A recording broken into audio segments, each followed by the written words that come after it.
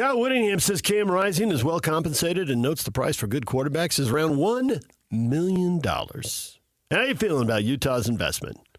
This was the most predictable series of answers we've ever gotten, PK. Nobody was happy. This goes to what Kyle said about you got to have more money or you're just going to be mediocre. Because when you have the $1 million and you spend it on the quarterback, and Frank was talking about if you don't have enough to spread around the rest of the roster, that's not good. That can lead to jealousy and then an injury. You need to be the Yankees here, where you got a bunch of guys who can hit and you pay multiple guys. It doesn't work that way, though, because those guys can play. Quarterback's one guy. Only one quarterback can play. So it doesn't work. You can't be the Yankees. You can be the Yankees at other positions. Right. But not this position. And so to have all the players around him to sustain him if you have to go to your backup. It doesn't work that way. And then invest in a quarterback who doesn't get hurt. Which can be a little hard to predict. Although in this case, we had some hints. See, this just screams, though, that it is a pro sport. College football is a pro sport now. You cannot argue it. I feel like all the stuff I've been saying for years because I've been exposed to it, it's now come to pass, and this is what it is, because this is the way it works, right? This is Gordon Hayward. Played well, got the big money, and then got hurt. So Rising got the money because of the Rose Bowl appearances and the Pac-12 titles, right? That's what he's a professional player. There's no point in arguing this. And then you have to hope that your guy that you just paid the big money to doesn't get hurt. And that's what Hayward did. He got the big, he's getting big money, but he got the huge, huge money. And then 5 minutes in the first game, down he goes. His career as he knew it was essentially over. He never regained that form. And at 34, he's out of the league. 6 years younger than what LeBron's doing. Okay, LeBron is an extreme case. Nevertheless. But I get your point. There's other guys that are older. Kevin Durant is older. He's not LeBron. That was an unfortunate situation. 5 minutes, not even 5 minutes. His career ended as he knew it because he got hurt. So that's we're going to see this. Rising is the poster boy for what that situation is here locally, but we're going to see that in games. Or what you can have is your guy, and Rising wasn't this case, but your guy is good, but somebody comes along who's better. Like Caleb Williams replaced Rattler at Oklahoma. Mm-hmm. And that was when the NIL was first coming in. And Rattler, Feeney's kid, so I followed him, was a big hot shot. And so he gets the NIL, but Williams was better. And so you're going to give money to this guy, but then you got somebody else who's better. They struck gold. Oklahoma now was only for a season because then he left, and the circumstances being what they were, as far as that went. So it's a real convoluted situation that once you make that commitment financially, that you have to hope it plays out. Plus, too, it's like what we've seen in the NBA. I think the NBA is notorious for this, and it's one of the things that I really hate about the league is that your best player is coming up for the so-called max deal, and Locke was talking about this. So you feel like Dak Prescott, you feel obligated to give him the money. But is he really, really that good? And the answer is no. But if you don't give him the money, you're worse off. Am I going to bet on Prescott or Tua Tagovailoa to go to the Super Bowl? No, I am not. Because I'm looking over there thinking, well, Tua, you got to get through Kansas City. You got to get through Buffalo. You got to get through Pittsburgh and Baltimore. Good luck. But as soon as he goes, you ain't even getting through the Jets without him. Right. As soon as he goes down, you can't beat anybody. And we have to share this with Kevin on Friday. You know what Jets stands for? Just end the season. Nice.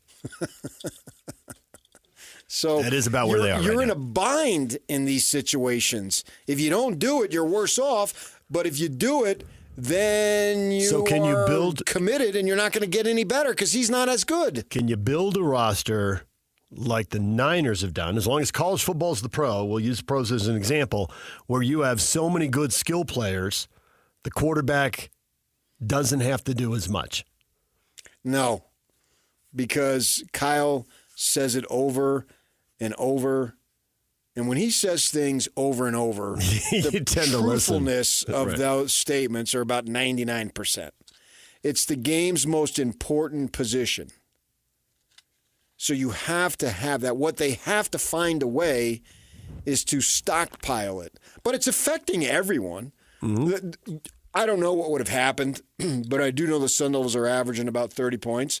And the gun game that the kid missed, they scored 14. And they lost. At Cincinnati, 24-14. Yeah. Yep. There you go. So it's an extreme example with Rising. What you got to hope is that game was Oklahoma State. Get a team that's down, get a team at home. Right. Yeah. As opposed to traveling 2 time zones, right. You're on the road, right. And you're playing a decent ball club. Right. And you lose. You didn't have your guy. It sucks for you. But you got to find a way to have other guys there. But with this transfer portal and one guy plays, I think it's going to be an epidemic. What you have to hope for, like going forward, the Sun Devils should have no excuse for not having quarterbacks in line because you got a redshirt freshman, right? So maybe you don't hit on a good one this year. But next year, you should be able to bring somebody in because he sees a light. It's there, right? You got somebody, and this Levitt kid looks good. No doubt about it, and he should get better. Well, then there'll be space between them. So you should be able, best case scenario is you keep this rolling. You keep this rolling a la BYU, Young to McMahon to Young to Bosco. And Arch Manning's willing to sit, but how many quarterbacks are willing to sit? How many go to places they play, and if they don't play, then they take off. You're right. In the best case scenario, that would happen. But you got to recruit kids with parents and high school coaches and friends and whoever else is calling the shot who aren't pushing them in the back to move on. Yeah, but I think if you only have to sit for a year, 2 at the most, that's there. And you got to be able to do it. And Utah got caught way short 2 seasons in a row. And then they lose 2 guys. No one's asked Barnes this, but I think if you would have asked him, if you knew what you knew, would you have stayed? If you knew what you know, you could have been the guy this year. Yeah. And maybe they're not in this situation. He beat SC. Could have won the Arizona game. We can play coulda, woulda, shoulda. BYU game, yeah. BYU game. Yeah. Right. Maybe ASU game. Win 3 or 4 more games. Yeah. Maybe more than that, but certainly could have won 3 or 4 of these close, low-scoring games. And it wouldn't be as miserable. Right. It would still be a downer, but not as miserable, and it would have given you hope. But he and Nate Johnson, and we know Ludwig told us to our face that he wasn't happy about that. These kids take off. I don't even know what Nate Johnson's doing now. I mean, I know where he is, but I don't follow him as far as playing. He's the backup. Yeah. Mm-hmm. Okay. Yeah. You would have been the backup, except now you could be the starter. Yeah. You don't have to beat out the guy who took the team to the Rose Bowl. Now you got to beat out a true freshman. Yeah, he's playing behind Diego Pavia, who currently is suing to get extra eligibility. Yeah, sure. I think he's going to lose that, but probably. The situation there, they've got to correct it, and they're going to have to pay out money. You're probably going to have to pay out money to guys who didn't earn it. At least Rising earned the money. Because it's a pro thing. You did well, you're up for a new contract, and so we pay you. And everybody's up every year in college football. Yeah. And so multi-year deals. Rising At least not yet. was a significant factor in 2 Rose Bowls. Let's never forget that. The last 2 years have sucked, but he gave you 2 Rose Bowls, man. Well, the Penn State Rose Bowl was a window into the future because you've said multiple times, and I've heard other people at the game felt the exact same way you did, that when he went down, the air went out of the team. Did. He's got that level of leadership, that level of charisma, and people just believe in him. They see him jog on the field, and they think, Well, Cam's here. I don't know how we're going to do it, but we're going to do it because there's Cam. And I said it before he even took a freaking snap for the Utes. And now we've had 2 straight years where he goes down and that feeling's gone. And confidence is such a big part of this. That Dillingham quote you read from 2013, it's true. Yeah. They have the belief when he runs out on the field. They don't have the belief. They question. So how do you get it? They've got to get it. And I think the investment was worth it. You take the 2 years of pain if you get the 2 conference championships. Mm-hmm. Who bats more? Who does better than 500 on conference titles? Watch those things get passed around in most leagues. Like Oklahoma had their run. Ohio State's had a run. Boise State had their crack. See? Yeah. But there aren't that many examples. I mean, obviously, Boise State has their crack. You cannot deny the truth of that. You can't. I'm not going to do it. I came really close. I've got some good news for you, though, in the meantime. Oh, you do? So, you wanted to know what the difference between sweet potatoes and yams were. Subtle, Yak. Very subtle. Biggest difference is apparently the taste. Sweet potatoes are generally sweeter than yams, and also availability. Sweet potatoes are more likely to be in supermarkets, whereas yams you have to go like international markets to get them. International? Wow. So, Huh. I'll be gall darned. I'll just stay with the mashed potatoes. No sweet potatoes or yams for me. Thanks. So the investment soured, but yet, in a sense, it was worth it. And how about Kyle just matter-of-factly, no judgment, just this is the way it is. Quarterbacks are going for $1 million. That's the bigger issue. Are you comfortable with that? $1 million. It doesn't matter if you and I are because we're not writing those checks. But are our listeners, man. The number of the speculative statements you see, how long can this keep going? Because what's the return on investment? Everybody pays $1 million expecting to win a conference title. The Really? leagues Are you though? bigger than ever. Expecting to win a conference title? Okay, I can't say everybody is because, like, at Arizona State or at Colorado, Yeah, I think 8-4, 9-3 is pretty doggone good. most of the boosters were looking to get to 8-4 and 9-3. But If the Devils were 8-4 or 9-3 the rest of my life, I'd be totally fine. how many Big 12 teams next year, based on what's happening this year, will think we got to win the conference title? And the booster is going to think, is the booster writing $1 million check to win 8 games? You and I can think it's good, but is the booster who's writing that check thinking that? Yeah, I don't know. There's a singular guy writing $1 million check. I mean, it's a combination. So the multiple boosters are writing $250,000 checks. If I had the money, would I donate? Yeah, I think I would. If money was not an issue for me, Right, yeah. I think I would donate to 3 programs. I'd donate to So the then you- Devils, and I'd donate. So then you wouldn't worry about Rutgers, the, no. the return. I'm just thinking like where you've lived. Rutgers, SC, Oh, definitely not ASU. SC. No, it would be BYU and Utah. Oh, okay. Fair enough. I mean, right now, I'm talking right now. 20 years from now, I'll be dead anyway, but it doesn't matter. But I have relationships with these guys. We all do. I want to see them do well. I want to see both programs do well.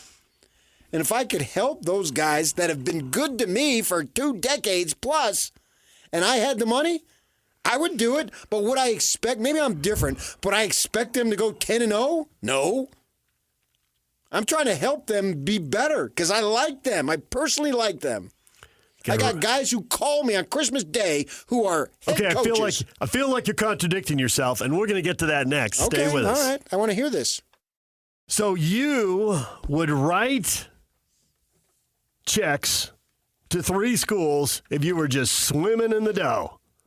Money loves money, as your mom used to say. Yeah. And if you had the cash, you would write checks. But you've also told me, like, this isn't sustainable. The people who write these checks, they get their name on a building, they drive by that building every day for 20, 30 years, whatever it is, and they know, and I have heard donors say this, I gave money to X, and it accomplished ABC, whatever. And when I put my head on the pillow at night, I knew what I had done. Right. And I get that. Understood. And that's why when you said, hey, they'll pay for these buildings. I mean, they write big checks for buildings, right? I mean, locally, Eccles, $10 million for the stadium rebuilt, right? And the Rice family wrote a huge check back in the day. So both those names are up there. And so I get that.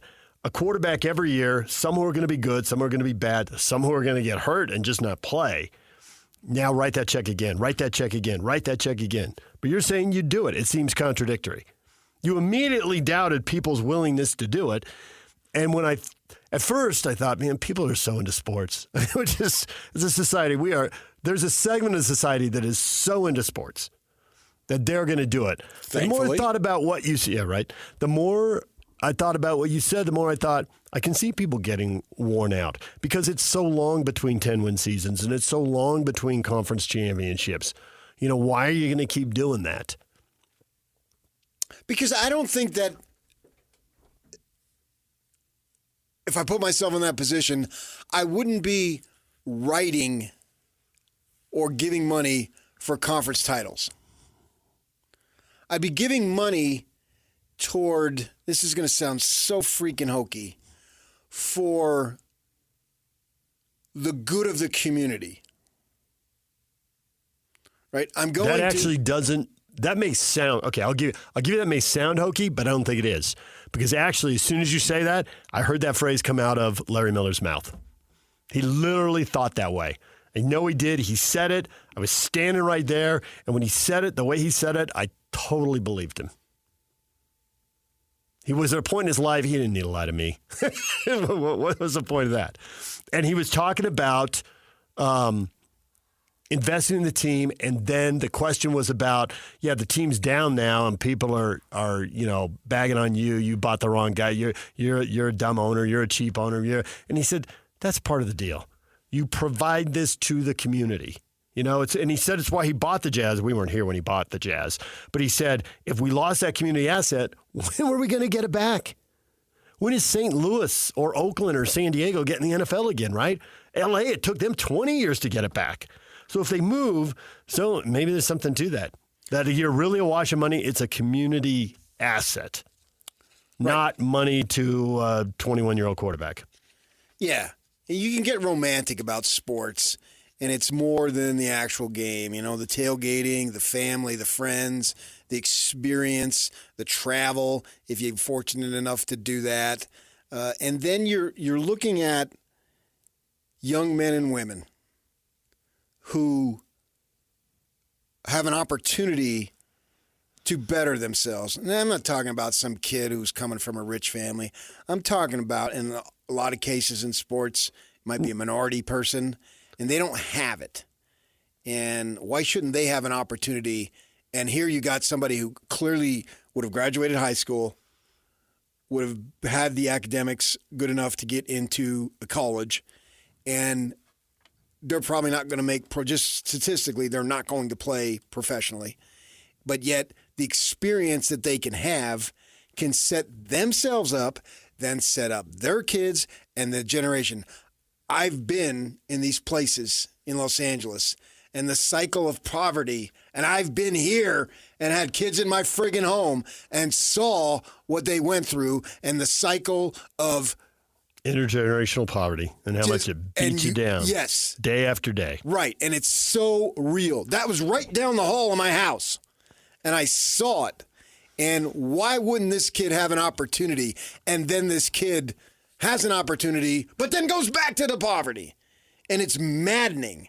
And so to me, if I gave money, I'd be giving money to my friends and then also giving money to young people to make them. That's what this freaking world is about, man, if we wanted all this stuff that's out there. So I wouldn't be giving money to go beat New Mexico or Colorado State or Kansas State. That's part of it. Yeah. But to my mind, it would be way more than that. But then would you be giving your 10,000, 100,000, million, whatever it is, to just scholarship funded a school as opposed to going through sports and it goes mostly to a handful of players? They would decide what to do with it. I would trust in them.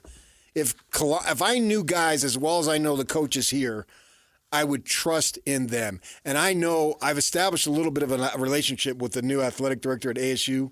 Talked to him many times now. And if he told me this is what it's going to go for, I would trust in them. DJ PK, it's 97.5 The Zone.